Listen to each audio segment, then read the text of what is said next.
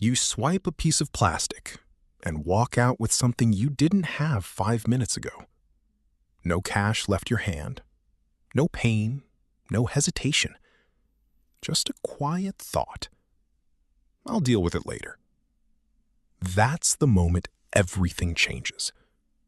Because the most dangerous part about credit cards is not the interest. It's how they make spending feel invisible. A few decades ago, buying something meant physically losing money. You handed over cash. You watched it disappear. Your wallet got lighter. There was friction. Today, that friction is gone.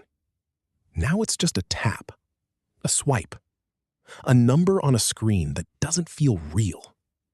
And when something doesn't feel real, your brain stops treating it like a loss. That's not an opinion. That's behavioral psychology. Studies have shown people spend significantly more when using credit cards compared to cash. Not because they want to, but because their brain doesn't register the transaction the same way. Cash feels like loss. Credit feels like delay. And delay is where the illusion begins. Let's slow this down. Imagine you see something online for $100. If you pay cash or debit, your brain does a quick calculation. I lose $100 right now. There's resistance. You hesitate. But with a credit card, the equation quietly changes. I'll pay this later. That single shift removes the emotional cost of spending. And that's where the system starts working perfectly. Credit cards are not designed to stop you from spending. They are designed to make spending easier than thinking. You don't feel the money leaving. You don't see your balance drop immediately.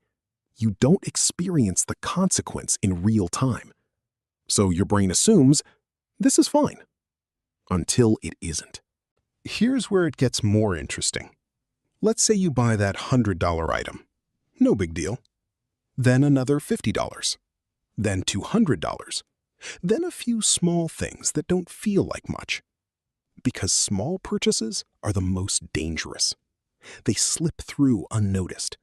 $10 here, $25 there, a subscription you forgot about. Individually, they feel harmless. Collectively, they build something else entirely. A bill. At the end of the month, the illusion collapses. You open your statement, and suddenly, later has arrived. $700, $1,200, maybe more. Now your brain finally registers the loss, but it's too late to undo the decisions. So you do what most people do.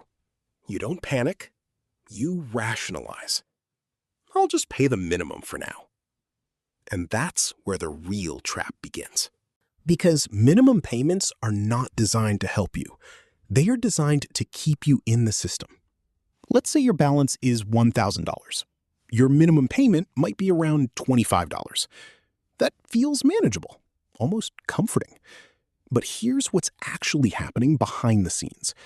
Your credit card interest rate might be 20% annually. That means interest is quietly accumulating every single day.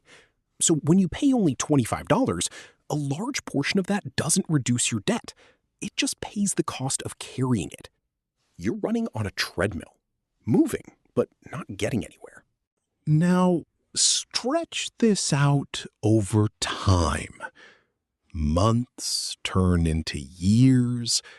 That $1,000 purchase doesn't stay $1,000. It grows. $1,200, $1,500, $2,000. Not because you bought more, but because time is now working against you. This is the part most people never calculate.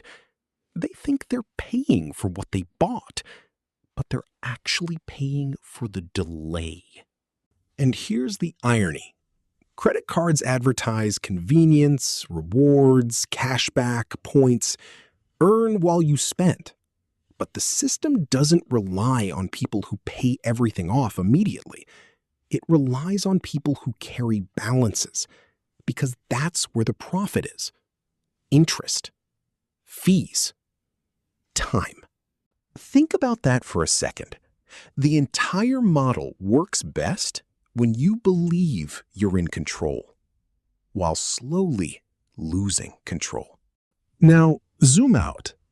Why does this matter right now? Because access to credit has never been easier. You can get approved in minutes, increase your limit with a click, split payments instantly. Everything is optimized for speed, but not for awareness. And something subtle happens when your credit limit increases. You don't just gain access to more money. Your perception of what's normal spending changes. A $500 purchase feels smaller when your limit is $5,000. A $1,000 purchase feels reasonable when your limit is $10,000. The ceiling moves, so your behavior follows. Now let's talk about the quiet part no one mentions. Debt doesn't just affect your money. It affects your decisions.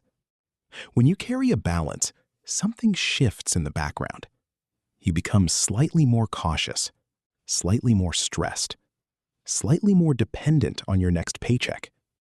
Not dramatically, just enough to limit your options.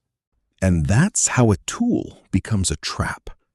Not instantly, gradually, almost invisibly. Because here's the truth. Credit cards are not inherently bad. In fact, used correctly, they can be useful. They offer protection, convenience, short-term flexibility. But the problem isn't the tool. It's the psychological gap between spending and consequence. That gap is where mistakes live. And the system quietly expands that gap. Longer billing cycles, minimum payments, rewards that encourage more spending. Everything is structured to keep you comfortable, while the math becomes uncomfortable. Now, compare two people. One uses a debit card, the other uses a credit card and carries a balance. They both buy the same $1,000 item. The first person pays $1,000. The second person might end up paying $1,300 or more. Same purchase, different timeline, different outcome. So what's the real cost of a credit card? It's not the interest rate. It's not the fees. It's the illusion that you didn't spend money when you actually did. And once that illusion takes hold, it changes how you behave without you noticing. You spend faster. You justify more. Until eventually, later becomes heavier than expected. There's a reason this system works so well. It aligns perfectly with human psychology. We prefer now over later, comfort over friction, ease over awareness. Credit cards don't create these tendencies. They amplify them. So the next time you swipe your card, nothing will feel different. No alarm, no warning, just another transaction that feels effortless. And that's exactly the point. Because the danger was never the purchase itself. It was how easy it felt to make it. And if something feels like free money, the real question isn't what you're getting. It's what you're not seeing yet.